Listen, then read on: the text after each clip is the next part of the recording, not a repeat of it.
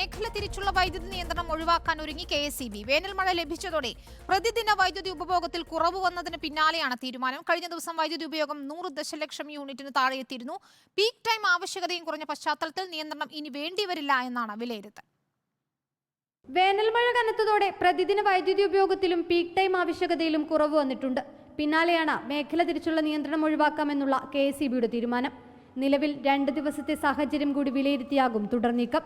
എന്നാൽ പരക്കെ മഴ ലഭിക്കാൻ തുടങ്ങിയതോടെ വലിയ തോതിൽ വൈദ്യുതി പ്രതിസന്ധിക്ക് പരിഹാരമുണ്ടായിട്ടുണ്ട്.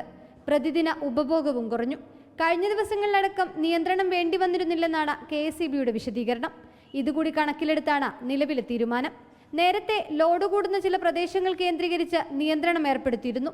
രാത്രി 7 മണി മുതൽ പുലർച്ചെ 2 മണി വരെയുള്ള സമയത്തിനിടയിലായിരുന്നു നിയന്ത്രണം. ഇതും വൈദ്യുതി പ്രതിസന്ധിയെ നിയന്ത്രണ വിധേയമാക്കാൻ സഹായിച്ചിട്ടുണ്ട്.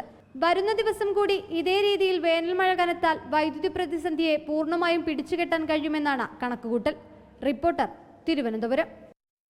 സുനിഷ അയ്യലൂർ നൽകും വിവരങ്ങൾ. സുനിഷ, വേനൽ മഴ ഇപ്പോൾ ശക്തി പ്രാപിക്കുന്നതോടെ തുടർച്ചയായ 2ാം ദിവസവും 100 ദശലക്ഷം യൂണിറ്റിന് താഴെ എത്തിയിരിക്കുന്നു വൈദ്യുതി ഉപയോഗം.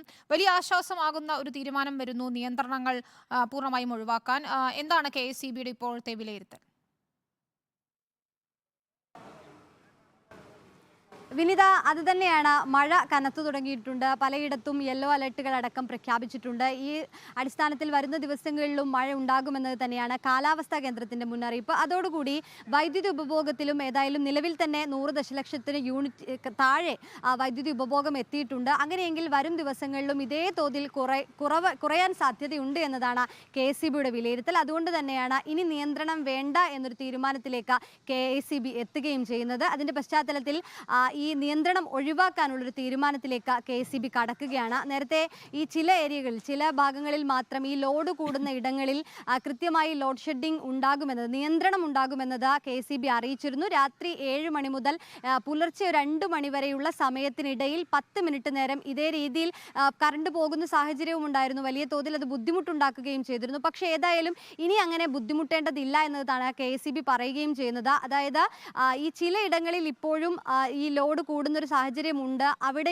അവിടെ ചെറിയ തോതിലെങ്കിലും നിയന്ത്രണം ഉണ്ടാകും. അങ്ങനെയെങ്കിൽ നിയന്ത്രണത്തിന്റെ സമയം കുറക്കുമെന്നുള്ളതാണ് അറിയിച്ചിരിക്കുന്നത്. ഘട്ടം ഘട്ടമായി അടുത്ത 2 ദിവസം കൂടി ഈ അവലോകനം നടത്തിയതിനു ശേഷം പൂർണ്ണമായും ഒഴിവാക്കാം എന്നാണ് KSEB കണക്കുകൂട്ടുന്നത്. ഏതായാലും അങ്ങനെയെങ്കിൽ വരുന്ന ദിവസങ്ങളിൽ നിയന്ത്രണം പൂർണ്ണമായും ഒഴിവാക്കുമെന്നതാണ്. നേരത്തെ ഈ മേഖല തിരിച്ചുള്ള ഒരു നിയന്ത്രണം ഉണ്ടായിരുന്നു. ശരി, ഏതായാലും നിയന്ത്രണങ്ങൾ പിൻവലിക്കാൻ തന്നെയാണ് KSEBയുടെ തീരുമാനമെന്നാണ് സുനീഷ റിപ്പോർട്ട് ചെയ്യുന്നത്.